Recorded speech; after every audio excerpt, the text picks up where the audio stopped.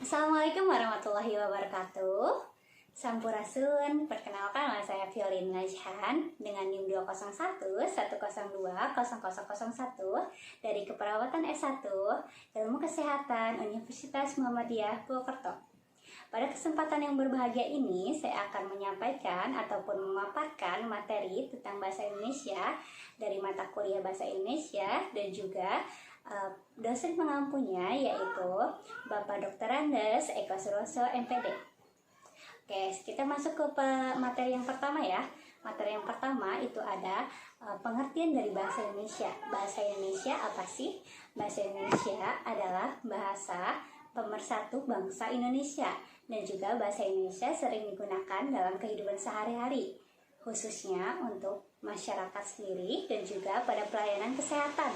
Pelayanan kesehatan, contohnya seperti saya, perawat, calon perawat, kita harus mampu menggunakan bahasa Indonesia yang baik dan benar, karena untuk menciptakan pelayanan kesehatan yang baik untuk pasien, dan juga terjalin komunikasi yang baik untuk pasien.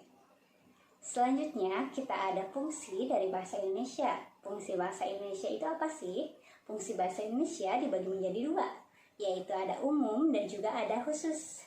Untuk yang khusus itu adalah sebagai penyempurna norma-norma, dan kalau misalnya untuk yang umum adalah sebagai informasi ataupun sebagai alat komunikasi dalam masyarakat. Selanjutnya ada bahasa Indonesia yang baku.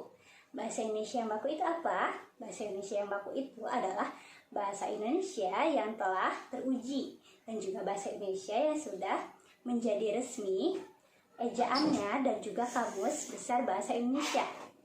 Untuk selanjutnya, bahasa baku itu digunakan pada saat kita pembicaraan normal ataupun resmi. Contohnya seperti pada kita saat pidato ataupun saat kita ceramah. Nah, selanjutnya kesalahan saat kita menggunakan bahasa baku adalah pada saat ejaan asing ataupun pada saat bentukan yang dirangkai ataupun tidak dirangkai. Selanjutnya ada faktor-faktor ataupun kalimat bahasa Indonesia.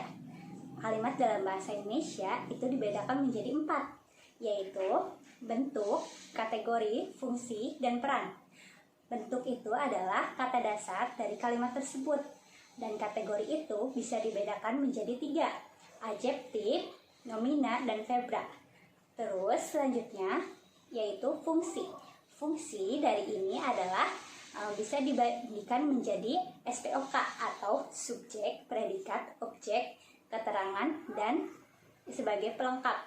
Satu lagi sebagai peran, yaitu kita masuk ke dalam sebagai pelaku, sasaran, ataupun sebagai perbuatan.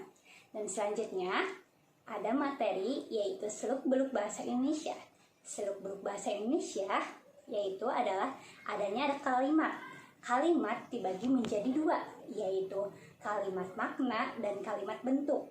Di dalam kalimat bentuk itu dibagi menjadi 2 lagi, yaitu kalimat mayor dan minor. Selanjutnya, SPOK adalah subjek, predikat, objek, dan juga keterangan. Selanjutnya ada perlengkapan. Nah, kita akan membahas tentang subjek itu sendiri. Gimana sih kita cari subjek itu? Subjek itu dicari pada saat pernyataan siapa dan apa. Dan pernyataan predikat itu bisa dicari dengan berimbuhan me ataupun bisa dalam bentuk subjek di kalimat pasifnya.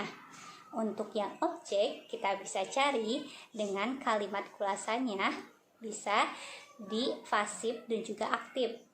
Dan selanjutnya ada pelengkapan. Apabila udah bukan keterangan, bukan objek, itu bisa disebut dengan perlengkapan.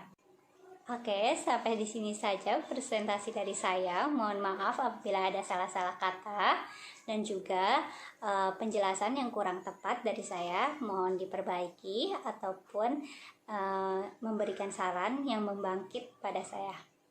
Terima kasih. Wassalamualaikum warahmatullahi wabarakatuh.